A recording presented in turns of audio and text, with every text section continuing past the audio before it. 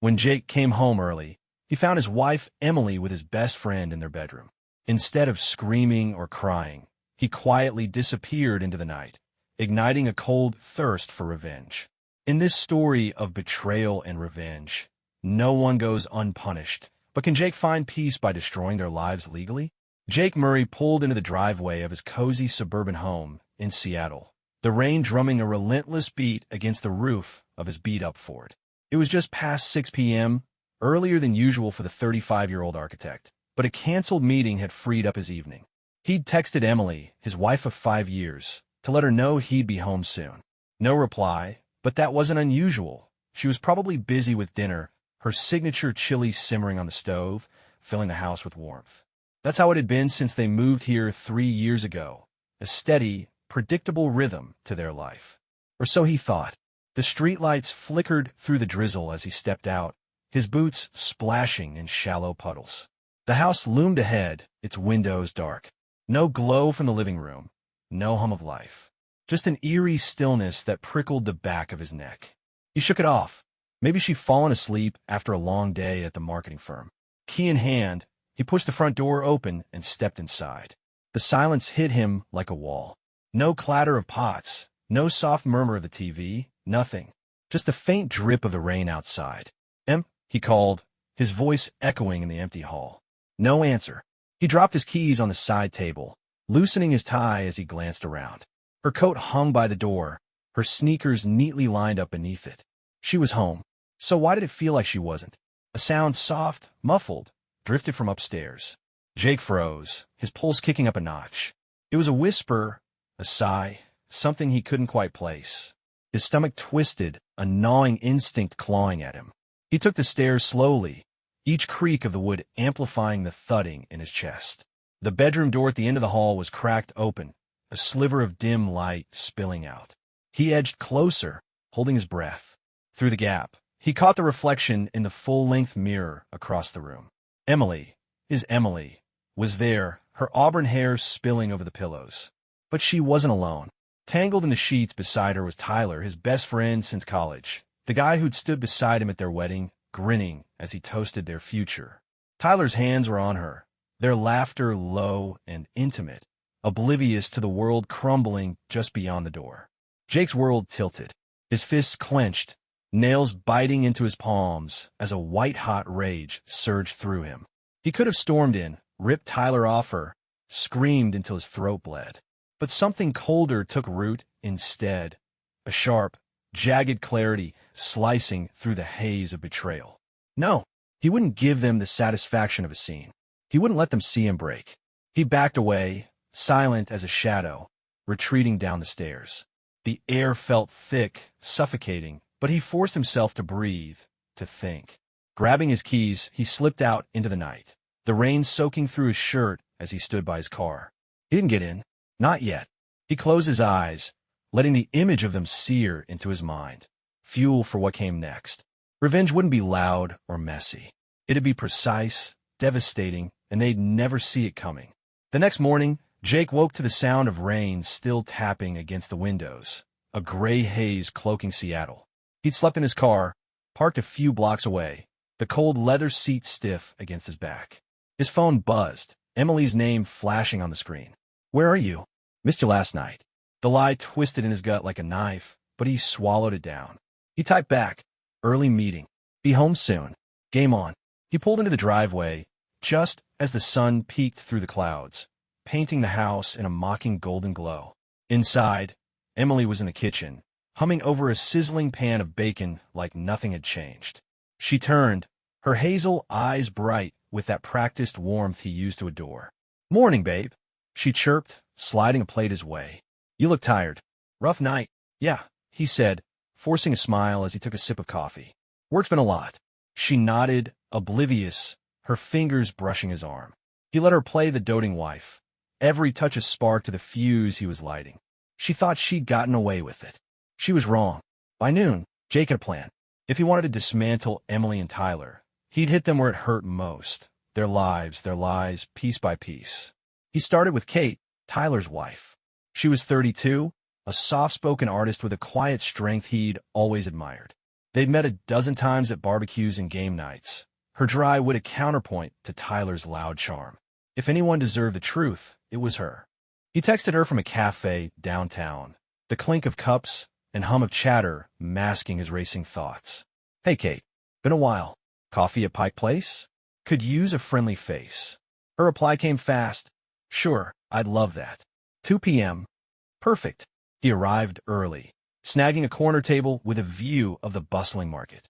Kate walked in right on time, her dark hair pulled into a messy bun, a faint shadow under her eyes. She smiled, but it didn't reach far. Good to see you, Jake, she said, sliding into the seat across from him.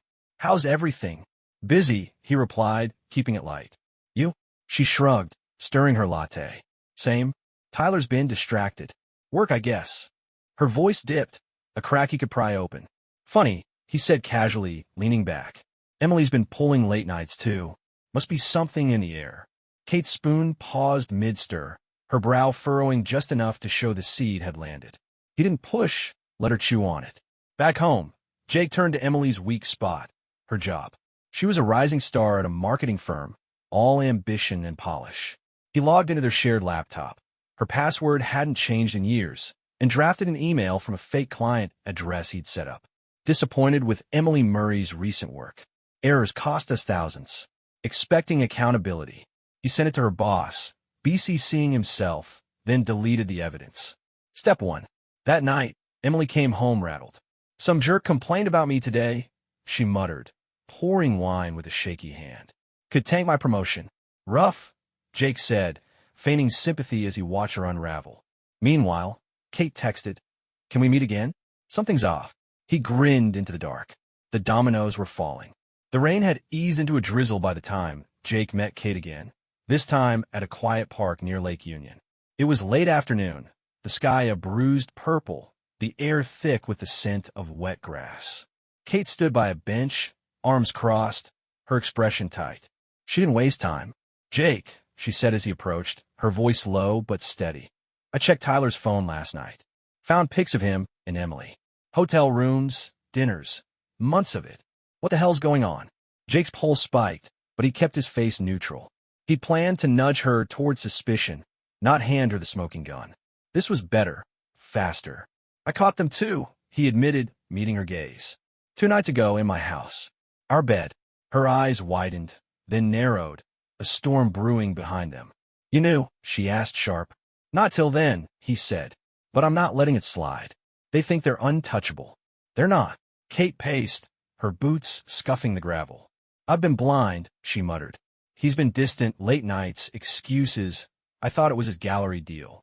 She stopped, turning to him, her jaw set. I'm done being the fool. What's your play? Jake hadn't expected this. Kate wasn't just hurt. She was ready to fight. We take what matters most, he said. Emily's career. Tyler's money. We hit them where they'll feel it, legally. Kate nodded, a flicker of something fierce in her eyes. I'm in. They hatched the plan under the fading light. Tyler owned a small art gallery downtown, his pride and joy, funded by a mix of loans and savings. Kate knew the books, every sale, every debt. He's chasing a big investor, she said, pulling out her phone. Some startup guy promising millions. I can set it up. Jake grinned. Make it a trap. He spent the next day building a fake persona. Evan Holt, tech entrepreneur, complete with a slick website and forged testimonials. Kate fed Tyler the bait. Evan's legit, babe. Wants to buy in. Meet him tomorrow. Tyler bit, texting her back. This could be huge. Meanwhile, Emily's unraveling accelerated. The fake complaint had sparked an internal review at her firm. Jake upped the ante, sending another email from a different client, this one alleging missed deadlines. He watched her that night, pale and pacing, muttering about sabotage. Someone's out to get me, she said, clutching her wine glass. You'll figure it out, he replied, voice smooth as ice. She didn't catch the glint in his eye. The next morning, Kate called, breathless. Tyler's meeting Evan at noon. I've got copies of his financials, overextended loans, shaky cash flow. If this flops, he's broke. Jake leaned back in his chair, the pieces clicking. Good. Let him sign his ruin. But then came the twist. Emily stormed in, eyes wild. Jake, my boss found texts on my work phone. Me and Tyler. Someone tipped them off. She stared at him, searching. Did you? He held her gaze, unflinching. Why would I? Her doubt lingered, but she backed off. Kate's text buzzed a second later. I sent the tip. Time they crash. Jake's lips twitched. The game had just flipped. Kate wasn't just an ally. She was a wild card. The air in Seattle felt charged that Friday, a restless hum beneath the overcast sky. Jake stood in the kitchen, sipping coffee, when Emily burst in, her face ashen. I'm done, she said, voice trembling. Fired. They found the texts, audited my accounts, said I fudged client hours. It's over. She sank into a chair, hands shaking. Someone set me up. Jake set his mug down, his expression a mask of concern. That's awful, Em. Any idea who? She glared at him, suspicion flickering. You've been weird lately. Distant. He shrugged, cool as ever. Work's been hell. You know that. She didn't push, but the seed of doubt was sprouting. Across town, Tyler was walking into his own trap. Kate had arranged a meeting at a sleek co-working space near Pioneer Square. Evan Holt waited, Jake in a borrowed suit, hair slicked back, playing the tech mogul with a shark's grin. Tyler strode in, all swagger, briefcase in hand. Big day, huh? He said, shaking Jake's hand. Let's make it quick. I've got a gallery to run. Absolutely, Jake replied, sliding over a contract. 10 mil up front, full buy-in. Sign here. Tyler skimmed it, eyes gleaming, and scrawled his name. The deal was a house of cards, fake funds, a shell company, all set to collapse when the bank called his loans. Kate had ensured every dime he had was tied up. Checkmate. That night, Jake and Kate orchestrated the final blow. They'd RSVP'd to a mutual friends party, a swanky loft affair packed with their social circle. Emily and Tyler showed up separately, both frayed. She wore a tight smile, dodging questions about work.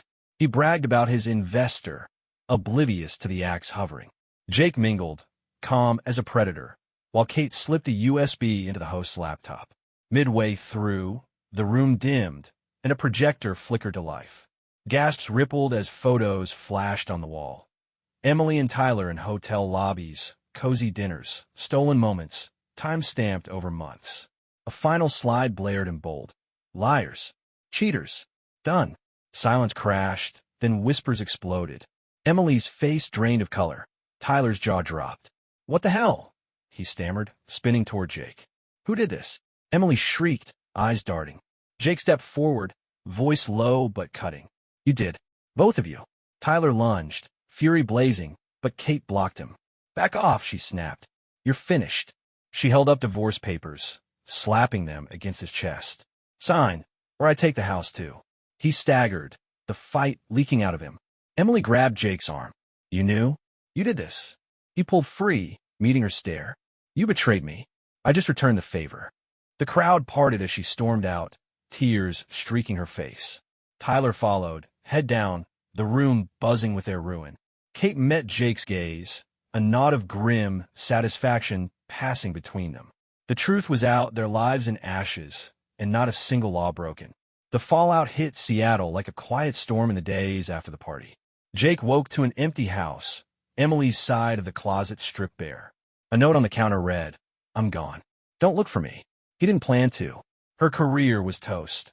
Word of her firing spread fast, her reputation shredded by whispers of dishonesty and betrayal. Friends who'd once adored her now dodged her calls. She'd rented a cheap studio downtown, the last anyone heard, isolated and humbled by her own choices. Tyler's collapse was louder. The Evan Holt deal imploded when the bank flagged his accounts. Over-leveraged loans called in, no cash to cover them. His gallery shuttered overnight, the sign yanked down, windows papered over. Kate finalized the divorce in a swift hearing, walking away with their shared savings and the house. Tyler crashed on a buddy's couch, his swagger replaced by a hollow stare. Mutual friends cut ties, the photos from the party a permanent stain. He'd gambled everything and lost. Jake stood on his porch a week later, the rain finally gone, the sky a crisp blue. The weight of revenge had lifted, but it left an ache. 5 years of marriage torched by lies. He'd won, sure, but victory tasted bittersweet. His phone buzzed. Kate. Coffee, she asked, voice steady. He smiled faintly. Yeah, Pike Place, noon. They met at the same corner table, the market bustling around them. Kate looked lighter, her dark eyes clear. "It's done," she said, stirring her latte. "Papers signed, house listed. I'm free." "Same," Jake replied, leaning back. "Emily's out. Filed yesterday." They sat in silence, the shared wreckage binding them in a way neither expected. "You ever think about forgiving them?" Kate asked, her tone curious, not judgmental. Jake shook his head. "They made their bed. I just pulled the curtains back." She nodded, a small smile tugging at her lips. "Fair enough. So what now?" He hadn't thought that far. "Back to work, I guess. Got a project downtown, new library." "You?" "Painting again," she said. "First time in months. Feels good." She paused, then added, "Thanks, Jake, for seeing it through." "You too," he said. "Couldn't have done it without you." They didn't become a couple, too much scar tissue for that. But a friendship took root, forged in the fire of their mutual betrayal. Jake threw himself into his designs, blueprints piling up on his desk, purpose steadying him. Kate's art bloomed, her latest piece, a stark, stormy canvas, selling at a local exhibit. Life didn't erase the past, but it carved space for something new. Emily and Tyler faced their reckoning alone, their world shrunk by their own hands. No violence, no hate, just justice, served cold and clean. Jake locked his door that night, the quiet no longer oppressive. He'd torn down the liars, built something honest from the ashes. It was enough.